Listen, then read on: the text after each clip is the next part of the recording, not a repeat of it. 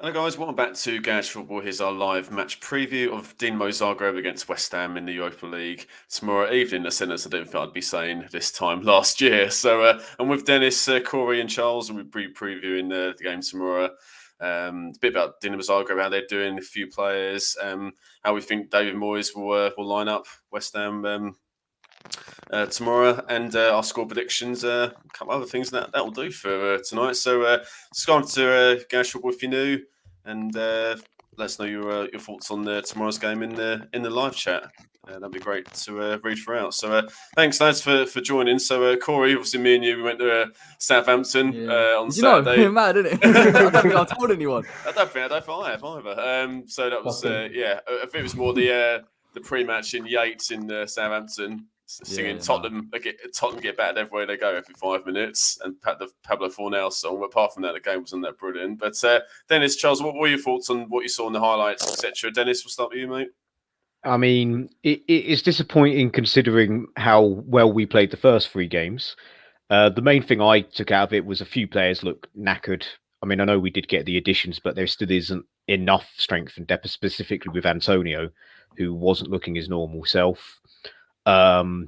Talking of substitution and depth, I thought when Brozier came on for Southampton, he offered him an attacking threat and the type of striker we don't like playing against. I mean, my mate, who's a Southampton fan, jokingly calls him the Albanian Vardy. He weren't far off it for that run when he hit the post, to be fair. Made a clown out of Dawson. But yeah, I think we definitely need to start integrating Zuma and Vlasic into the starting 11 as soon as possible based on that. Vlasic gave us a bit of impetus when he came on. It also means that now we can play Mickey against Zagreb, whereas I was all team drop him for Zagreb, keep him fresh, play Yarmo at the top or Vlasic beforehand. But the performance was what it was. We're undefeated in 4 and we kept a clean sheet. That's what I take away from the Southampton game more than the fact we didn't win. Yeah, fair enough. And what about you, Charles? Yeah, pretty much echo Dennis's thoughts, really. Just it didn't seem like it seems like there was a lot of tired legs out there. Obviously, we've had pretty decent start to the season, still unbeaten, so that's obviously very positive. But yeah, I think 4 games in, we're already seeing Antonio get absolutely battered about, and that's obviously going to have a little bit of an impact on his overall stamina and fitness. The good news is he gets a break this weekend, but hopefully we'll be seeing him on the pitch tomorrow. But yeah, it's like we needed another striker in the transfer window. And to be fair, the transfer window was generally quite a decent one in the end, but that was always going to be the main sticking point. And so, overall, it like you boys said, it wasn't a game for the ages, but it's another point in the bag. And yeah, obviously a lot tougher opposition coming on Sunday. So we'll just have to see how it goes, really. But altogether, a boring game. But hopefully there won't be too many of those this season. Yeah, absolutely. And speaking of upcoming games, obviously we've got Dinamo Zagreb opening game in the Europa League tomorrow evening, 5:45 kickoff UK time. So Corey, you had Alex, the Euro expert, on the West Ham way yesterday for your preview. Yeah. So what are your thoughts on Dinamo Zagreb? On paper, is they're from pot 1.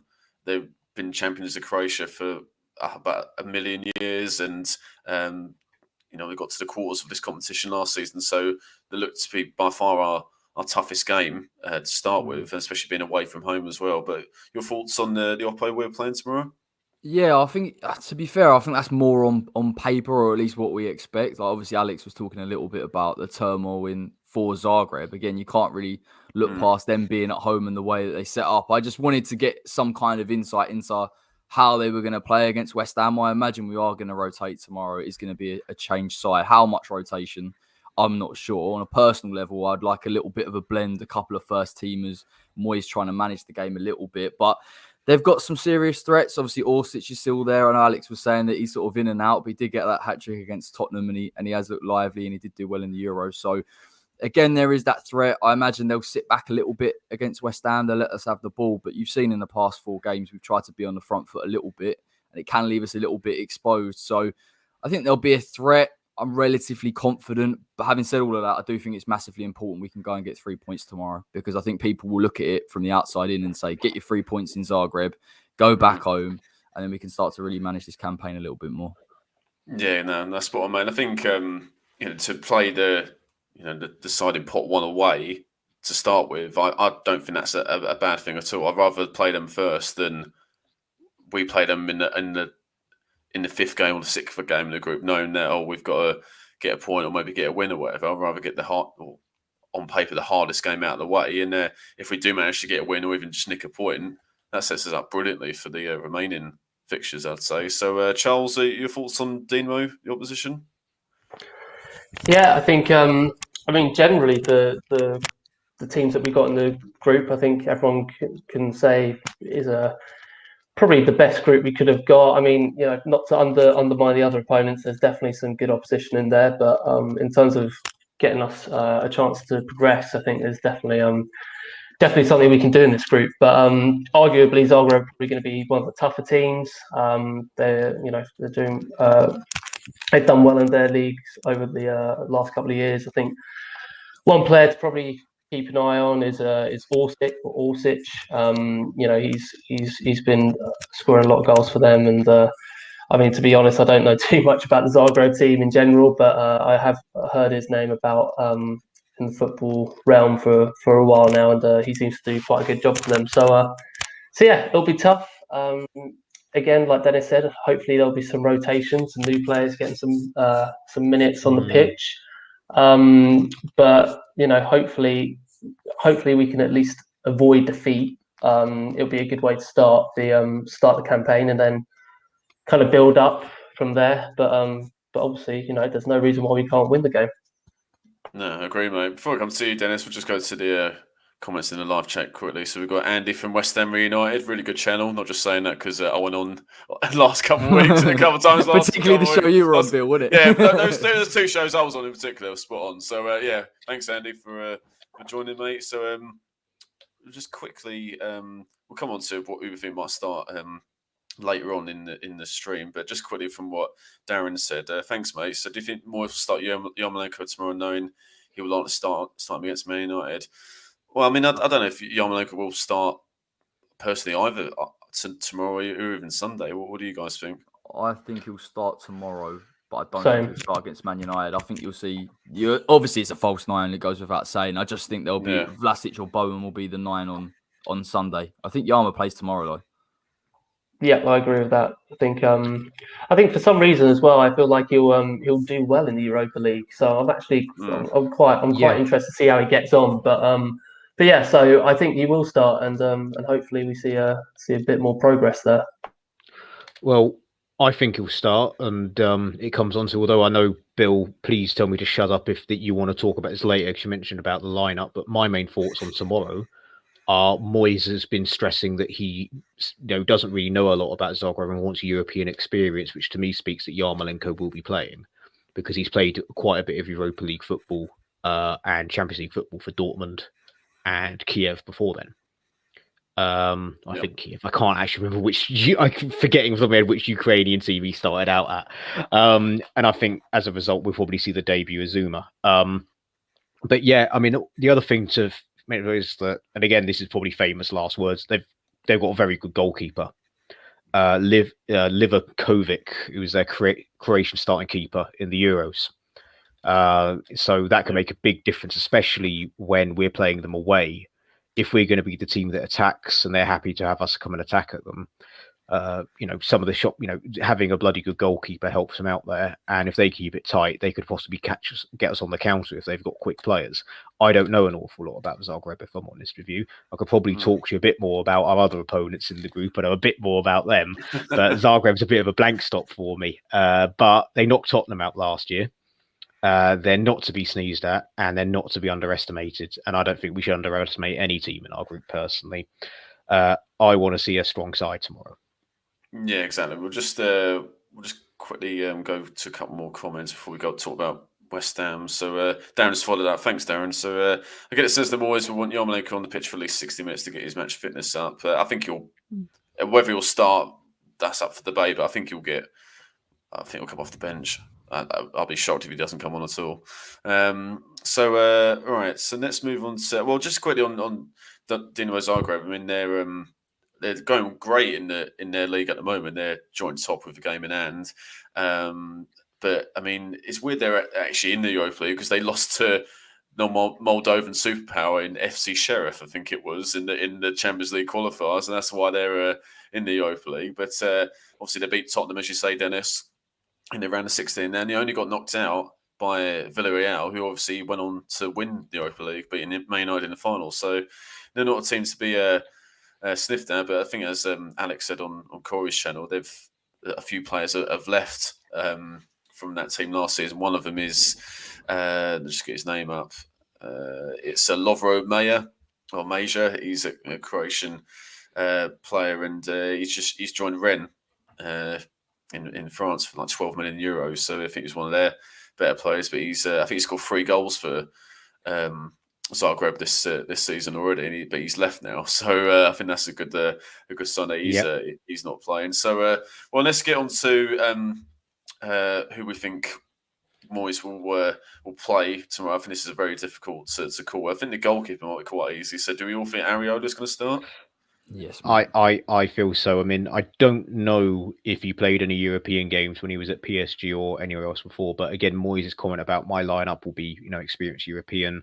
I think it would make sense maybe for Areola, but who knows? I mean, they're few and far between. I don't think Fabianski did anything wrong against Southampton from memory, so it might be a bit harsh. But if Areola's already said you're the European goalkeeper, mate, it means he's probably going to start if he's going to be our cup. Here's the thing, though. I think we've obviously saw against Southampton, we thought maybe Zuma will come in for Dawson, and people have been speculating Areola will come in for Fabianski, and it just hasn't happened. So I do hope that this European campaign, you get minutes for Zuma, you get minutes for Areola, and he starts to consider them in a Premier League context. So I do think, I know Fabi did all right in the last game, but for the first 2, there's a few errors there. So I'm hoping that they play, and then I'm hoping that they can gain the trust of Moyes and get into that first 11. Mm-hmm.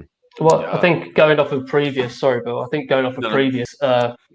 integration that Moyes has done with players, I think that's probably very likely how it will go. They're not gonna jump straight into the team right away.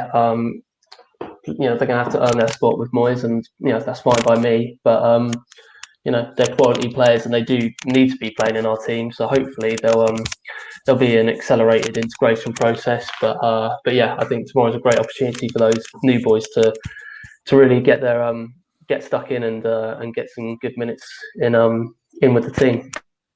No, good stuff. So in terms of fullbacks, then, I mean, it's would you swap Soufal and Cresswell? I'm a bit undecided on this one. I think maybe for the right hand side, I've seen some really, really strong lineups. Personally, for me, I think maybe you could experiment with Johnson or Fredericks, but I look at the left, and if you're telling me that Masuaku possibly, I don't even think he's fully match fit, even if he is fit, I might pluck with Cresswell. A, it's experience. Yeah. B, I think he's a better natural left back than Masuaku. So I think I would stick with Cress at the left and maybe put Johnson on the right. Dennis, Charles? I'm thinking we might go for 3 at the back with Fredericks and Johnson as wing backs. We have seen one of Fredericks or Johnson playing left back because Fredericks has come on at left back this season. Johnson started at left back quite a few times. I wouldn't be surprised to see if we go 3 at the back with Diop and Zuma coming in, possibly, to try and negate any counter attack or anything like that. I'm not too sure that Kufal or Cresswell deserve to be dropped because, again, I think we need to play a strong lineup. But equally, we've got United Sunday, then United in the Cup. I think he might be thinking, right, well, Cresswell and Kufal are more suited for those games. So I wouldn't be surprised to go 3 at the back and have wing backs with Fredericks and Johnson. Who would you have slotting in as the third centre back?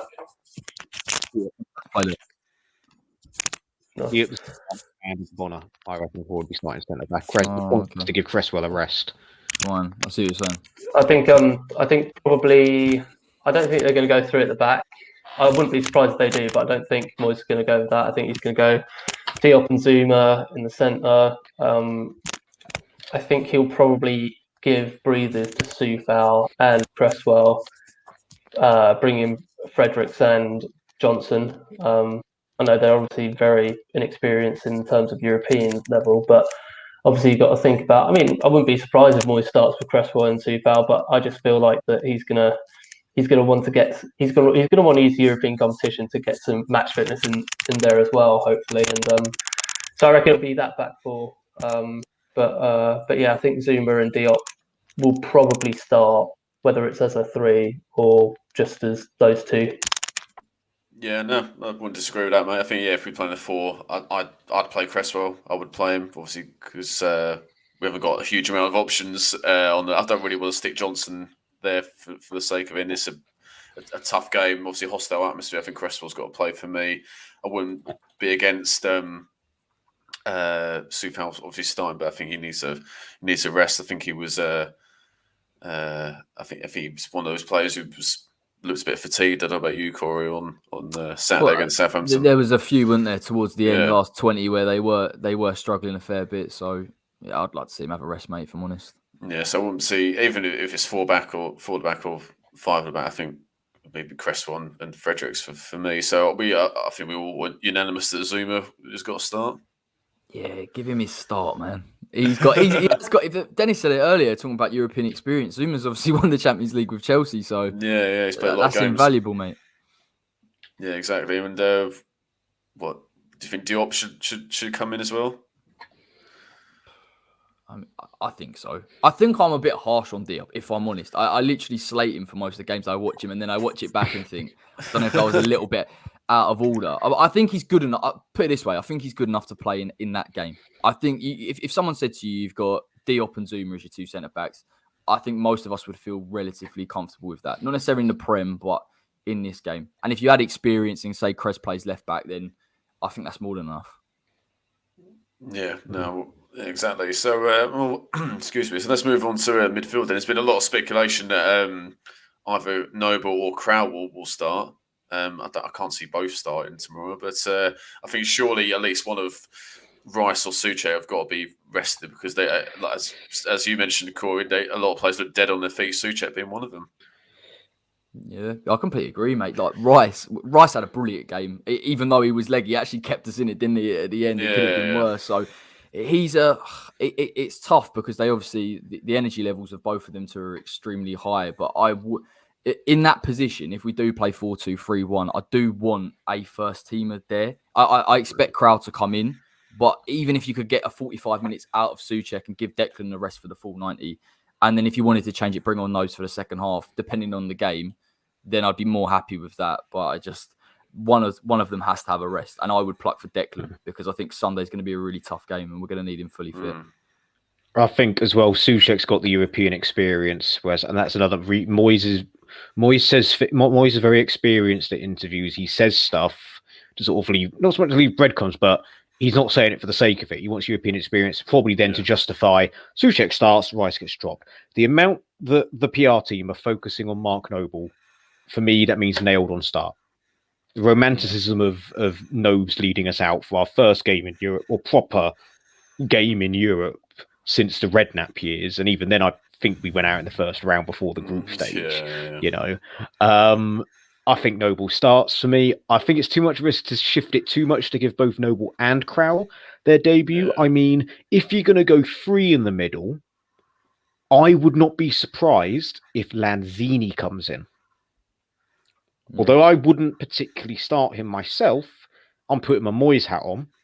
And I wouldn't be surprised if Lanzini is a sort of the curveball in that midfield, because he might have a bit more space, similar to when we played Burnley, when he was sitting in the hole and ran the show. Could be, you know. But it entirely depends on the formation. So if I'm predicting a 5 at the back, I'm then probably not going to have 3 sitting midfielders, which is why Lanzini would come in. Yeah, Charles? In my opinion. Yeah, I think I'd probably have. I think Rice is in there without shadow of a doubt. I mean, you know, you can argue that both him and Souček have incredible engines on them, but I think, you know, Rice is probably sort of someone we need on the pitch in any game, basically. So I think he starts regardless. I think similar to what Dennis said, I think it'll be. I think Crowell could potentially get his debut, but then again, having said what Dennis, having Dennis said what he said, I think West Ham love that sort of romanticism, and Noble could easily make his debut, or could easily make his start for the season. But I like the idea of Lanzini coming in. I'm still optimistic he could do a job at number 10. I know Moyes is trying to make him a little project at the moment and sit him deeper. I like that as well, but I think he can still do a job at 10. So I wouldn't mind seeing a midfield three of Lanzini, Rice, and one of Crowell or Noble. Well, I wouldn't mind that. I do worry about the lack of balance. I like Manu in that defensive midfield role. I do think he offers something when we've got the ball, but I just think Crowell and Lanzini, I'm not sure. Oh no, it would be Rice. It would be Rice, and then either Crowell or Noble. Oh no, that's what I'm saying. Like from your perspective, you bring three midfielders. I think that's fine, but I've gone through that thought process of do you put Manu and another alongside him? Because I look at Nobes and I worry about Nobes in his legs. I do if they try and counter attack on us. I think he could be in trouble a little bit. Because I don't want to write Zagreb off because you know what it's like with European games. Someone will pop up with unbelievable speed and he's struggling. So I think they're good shouts from Dennis and Charles regarding, particularly a three-man midfield. I'd be really interested to see that if Moyes did try and pull that off. Yeah, exactly. And Andy's come up with a really good one. I'll bring it up at the end, Andy, because that's a really, really interesting lineup he's come up with. Sort of a wing-back system, as you've mentioned, Dennis. I'll bring it up at the end when we finish talking through our lineup. So I just want to bring up what Darren's just brought up. So I can see Crown and Souček starting with Souček coming after 60 minutes. That adds up to the European experience. I mean, Crowell has more European experience than Noble and Rice combined, in that he has played one game. Sorry, got to put that out there. I think he played more than one game of European football, but neither. He scored, didn't he, Crowell, in European competition? He didn't even realise it. I think it hit the back of his head and went in. I'm not even joking. But yeah, I do think there'll be a balance with that. I don't think it's just going to be players of European football because then the formation won't really work and you'll have no left back. So yeah, there'll be a balance. But yeah, it wouldn't surprise me. No, good stuff. So let's move on to the forward areas. Obviously, it depends on formation, but I mean, I think we probably all agree that Antonio would probably get a rest if he didn't get the second yellow on Saturday. So I personally would start him if he's obviously not available for Sunday. I'd start him. Well, the way I see it with if you're going five at the back with wing backs, you don't really need as much wing play. So it might be an idea, and I'm going to get shot for this, and I know it is horrendous, but in this vision of this lineup, Yarmolenko and Antonio together, and have everyone else on the bench to come off if there's an emergency, such as bring on Ben Rama and Vlasic. If you go 1-0 down, you need to chase the game.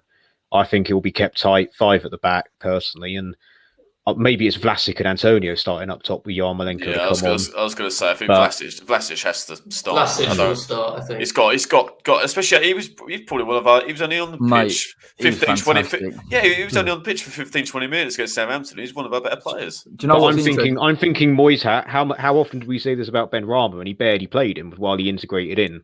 I'm putting my Moyes hat on. I think Vlasic is different between Bowen and Ben Rama. He's played at a higher level for a lot of time. I'll give you saying. You know what's interesting? When you watch him play, like a lot of people may have been saying, oh, he'll be brought in for squad depth and competition, but it actually feels a little bit like there is a genuine upgrade there. Like there is a serious player. He is a good player. Something different. So I'm going to be that guy and say that I have seen a tiny bit of Russian football out of my boredom. And there's the arguments I'm having with United fans about Lingard is like the reason why we're willing to pay that money for him is one, contract's not out of thingy, and two, so we were chatting before and then I think some people already have. Unfortunately, someone put a tweet up saying like, if you go out there, don't leave your Vlasic shirts at home, lad. And there was a guy who was like, "I've just landed. You could have told me beforehand." He's like there with Vlasic. He's got the third. He's got Vlasic on the back. And it's just like he can't. He's now just going to be probably now just be wearing a jacket or just not wear it at all and wear the same t-shirt for 2 days. But that's the thing Vlasic is even though it is the Russian league, he was way too good. It was like watching sort of Gareth Bale at Spurs before he went to Madrid. He was clearly a cut above everyone else. Plus, Vlasic has scored in Europa League competitions as well. His stats are mad, mate. I think that he averaged like 4 shots a game on target, 2.8 key passes. Like, you're talking creative, can score goals. It's just I'm genuinely excited, particularly after what I saw. Energy levels. And he's a player that turns up. I mean, he played 1 game for Split against Everton, and Koeman signed him off the back of that 1 game. There was no scout job. He watched him play, and that's what got him the move to Everton. He played against them. They signed him like 2 days later. They were like, "We've got to get this boy." You think he's playing up front for them that day as well. So big game player. So yeah, maybe thinking out loud, him instead of Yarmolenko starting would probably be a bit more logical. But yeah. Yeah, and I think, and for me, it's probably it's only me, Corey, and obviously the 3,000 that were there when I only saw this. But for me, what really stood out about Vlasic was not his running, his tenacity, and his obviously technical ability. He won a header within 2 minutes of him coming on against, I think it was Jack Stevens, one of the centre halves anyway. And I thought after that, you'll do for me, mate. If you've got that ability on the ball, and you're a forward player, and you can win headers. Not only challenge, but actually win a header against a big centre half, you'll do for me, my friend. He caused them a big problem. I was listening to on the radio, they're saying that he nearly got a penalty. He turned someone, and Jack Stevens was absolutely shithousing Antonio. So he's not one to duck out of a header. And by the sounds of it, that sounds brilliant because Vlasic's not the biggest lad. So to win a header against someone like Jack Stevens, it's pretty like Tim Cahill, where he's not the tallest, but he's got an amazing leap on him. Do you know what he does really well? He uses his body so well. Like he puts himself between the guy and the ball, and they can't get to him, and he just manages to wriggle out a situation. Low centre of gravity, isn't it? It's just sort of... but the physicality as well. And like Bill said, he's not the tallest, but he's just a physical player. And I think, don't get me wrong, our attacking midfielders are fantastic, but sometimes you just need a player that can just hold the ball. We rely quite heavily on Mickey to do that. So having other players that can do that and bring us further forward is really important. Bang on, absolutely bang on. So, if we've got Mickey starting, we assume Vlasic will start. Who else are we thinking we will start alongside them?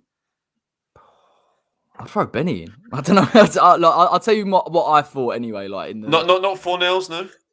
I'd give Fornells a rest. I'd give Bowen a rest. I'd play Vlasic possibly off the left, Benny in the 10, and Yama on the right. But my formation's different, so that's just what I would go for. I don't know. I just feel. Benny, for me, particularly with what Moyes did on Saturday, taking him off, albeit he didn't have a great game, let's be honest. I just feel that he could be in the Europa League a lot more than we think, and maybe he'll be rotated in and out with Vlasic. So I'd like him to start. I think he'll thrive again, and we can see a bit of his creativity. And I think Bowen and Fornals, the shift that they put in, we're going to need him on Sunday defensively as well. So I'd like to give him a rest.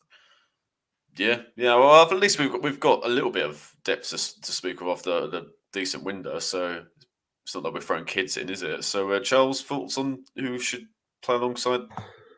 We assume Vlasic and maybe Mickey. So I think it'll be Yama, Antonio, and Vlasic starting as the top 3. For a lot of the reasons you guys have said, but to be fair, hearing that front 3 is pretty exciting for a Europa League team, and I think they can definitely do some damage. I know, I don't know what it is. I mean, Yarmolenko for us has been pretty average the last sort of season or two. In the Euros, he was a different beast. I don't know whether it's because he was playing against European opposition or something like that, but he was lower pace. Yes, mate. it's lower slow. pace. Yes. Then it's slower tempo, but. And it's more about space as well. We know with his touch and his finishing, if you give him time and space, he's Although, albeit in the last 2 games, Palace Southampton's not done that, but most of the time we'll stick it in the top corner. Do you know what I like about the suggestion though is that Yama playing in that front three. If you did play with wing backs, you'd have the width, you'd have the energy, and it just lets him cut inside a little bit onto his left. And I wonder, technically, he's absolutely fantastic. And I know it was really, really short on Saturday, and he blazed it over the bar, but he kept it in and he linked up play. And there's something about him where I feel like he does want to come off the back of the Euros and prove himself. So if he did play in a front three with wing backs, I'd be happy with that. To be fair, I wouldn't be. Yeah, wouldn't be against that at all. So, right. Well, thanks, lads. So, quickly, Dennis, who did you want to see up front as well? Well, I'm going with the 5-3-2, but if we're going for 4-3-2-1, I probably would. If I'm honest with you, I think we're going to need Benny a bit more than we think against Man United, specifically without Mickey. So I'd probably start, if you're going to go that, I'll go Mickey up top, Vlasic left, and probably through process of elimination, Yarmolenko right, because it's going to be a slower game. But because Fornells and Bowen really need the rest, and I thought Bowen was probably by the sounds of it, very well. I'm going on sight hearing rather than sight when it's on the radio. Commentators are raving about Bowen. Apparently, Bowen was our main man, and Ben Rama and Fornells did not necessarily have the best game attacking wise. And the amount of running Fornells does, we're going to need that against United. So I'd go with Yama out the right, but I still think a 5-3-2 is the way forward with this game, personally. That comment's spot on as well, by the way. Yeah, no, cheers, Andy. Composure, man. It's just the only thing that lets him down is the ability to get there. If he had an extra yard of pace, he'd be probably a £60 million winger and on his way to right foot. Bigger and better. Yeah. If he had a right foot, he'd be unstoppable. And it is also interesting how players mentioned about Yarmolenko. Players can play better in European football than Lee because Sebastian Haller scored 2 in 10 minutes tonight. I'm just saying, yeah. So I'm saying, no, I'm saying, yeah. So all I'm using that for a thing for Yarmolenko in that I think Yarmolenko could surprise a few people in the Europa League. Personally, slower pace, eat more time on the ball. I think at wide right, it's not as much of a problem. Just as long as he doesn't stand on the ball again like he did against Stockport, would be all right. Yeah, well, a bit better pitch than Stockport's anyway. So, right. So, thanks, lads. So, let's quickly go to what the team I teased earlier with what Andy put. So, thanks, Andy. So, he's gone for a wing-back system 5-3-2. Areola, Fredericks, Diop, Dawson, Zuma, Masuaku to start. He's got Lanzini, Krau in midfield, and Souček, and then a top two of Bowen and Vlasic. So there's one problem with that in that I don't think Arthur's training. Right. I don't think Arthur's training, let alone match fit. Well, I think Antonio definitely needs to be included as well if he's suspended for Sunday. Yeah, I put him in for Bowen. Bowen needs a rest. Seriously. I do like the idea of Arthur though. If he was fully fit at left wing back, we know what he can offer. How long has he been injured for, mate? I haven't seen him in over a year. He had one game in February, and that was it. He was supposed to have a minor operation around Christmas time. But he played against Arsenal under-23s, I think, and then I don't know what's happened since. So I reckon what's happened is they've unearthed a long-term problem with him, or maybe he's got other issues. I know he's had a lot of hamstring injuries when he first joined us, and he did his AMI for a little while. Maybe it's his knee, isn't it? I think there was maybe a sort of foreign body or something in his knee that he needed to get removed. But yeah, I mean, I'm getting Dean Ashton vibes, unfortunately, with Masuaku. Doesn't look too good, unfortunately. I hope not. Fingers crossed for him. So, right, let's wrap this up soon, lads. So let's go for our score predictions for tomorrow. Charles, you want to kick it off with your prediction? My head is telling me 1-1. My heart is telling me 3-1. Oh, God. To who? To us. To clarify. Just thought I'd check that. So, Corey? I'm gonna go 1-0 West Ham. I think it'll be a tight game. I think there'll be maybe a few hairy moments from them, but I think we've got a little bit too much quality and we'll nick a winner. Yeah, I think I agree with Charles's head that I think 1-1. It's so hard on paper, a hardest game. I'd obviously we want to win, but I'd take a draw. Start the aeroplane. See you later, Dennis. I'm gonna before any of us. I was gonna go 1-1. 1-1 with us going ahead first. Importantly, see us going ahead and then just nicking a goal at some point through something. personally. Although before we do go, I do have a little stat nugget for you guys that I forgot to mention about Zagreb when we started.